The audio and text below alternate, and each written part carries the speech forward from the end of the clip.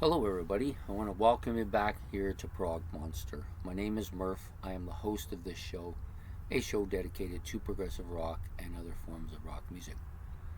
So, this is the mini-series I've been running now. This is day 5 of the mini-series, which is 6 bands that should have been bigger than they were, maybe had more commercial success, more well-known, maybe some more airplay, got the accolades that so many of their contemporaries like Yes, Genesis, Pink Floyd, Rush all got. These bands didn't quite get that for various reasons. I'm not going to get into the reasons why they didn't. I just want to give them some attention because they deserve it. So I've got basically 7 categories here, which I'm going to talk about for each of the bands. I'm now on day 5. I've done a reasonably good job at it, but not perfect. But today we're going to try to do a perfect job. So the band we're talking about today is King Crimson. Yeah, you knew they were coming.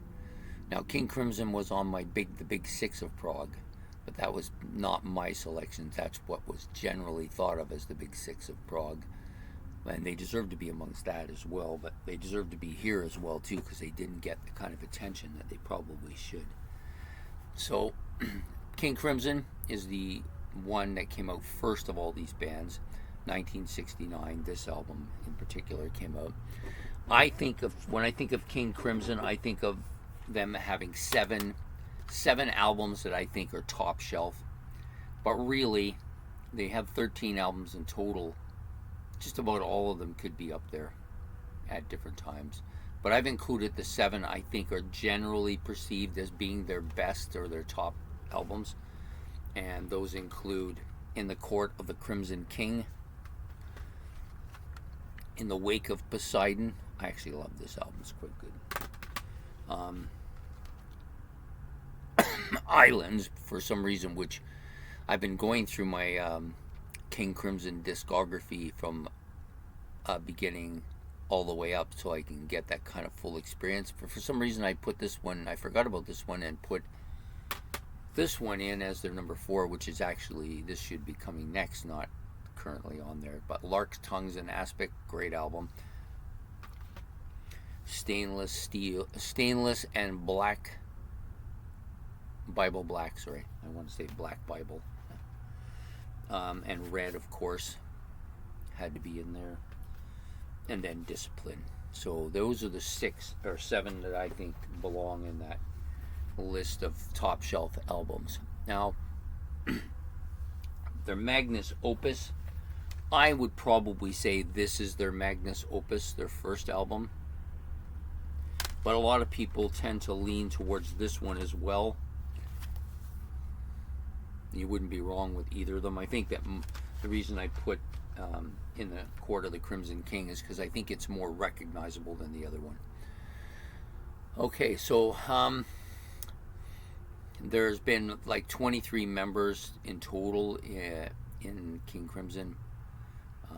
You've got like early days like Greg Lake and of course Robert Fripp runs the gambit from the beginning to the end. It's kind of his belt. Mel Collins. Mel Collins? Yeah, I think Mel Collins, yeah.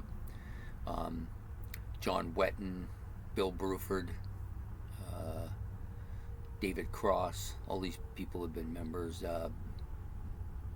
Adrian Ballou, yeah, I could go on, but those are amongst those 23 members for sure. What are they most noted for? Well, what they're most noted for is their pushing of the boundaries of progressive rock. They are the most progressive of all progressive bands, way out there in left field.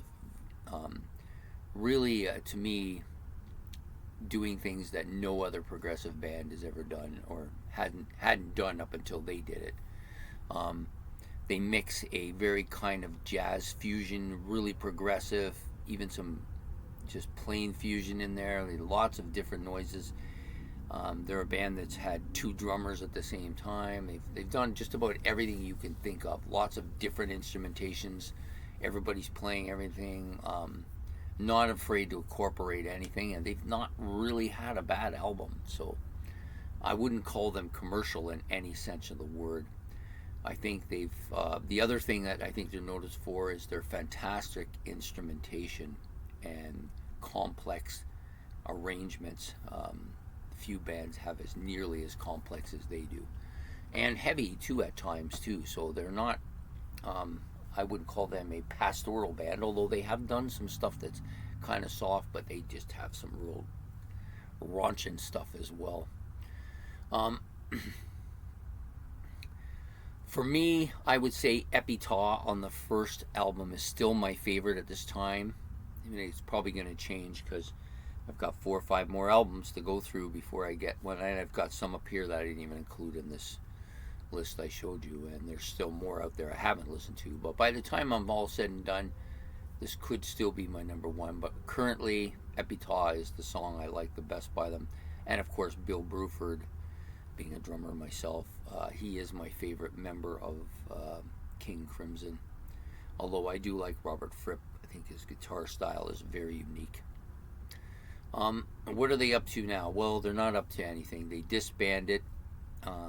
Robert Fripp has gone on as saying, that's it. I've taken it as far as it can go. Can't go any further, so we're going to stop. They could easily put out, there's enough of them. They're still alive. They're all still they could easily put out another couple of really great albums, but I'm not holding my breath. I don't think that's going to happen. So there you have it. So King Crimson is the band for today. Day 5 of my mini-series, 6 bands that should have been bigger. They definitely should have been bigger. Many consider them to be the pioneers of progressive rock, the first really progressive band, and the innovators that they are. So I hope you've enjoyed this episode. Please hit the like and subscribe. That's much appreciated. If you could put your comments about King Crimson or any of the bands actually you've done up till now, you can put them in the comment section below. Don't forget to hit the notification bell so you can get the final episode, which will come out tomorrow. The band that rolled the dice last got to go in last spot. So hopefully we'll see you then, and take care and goodbye.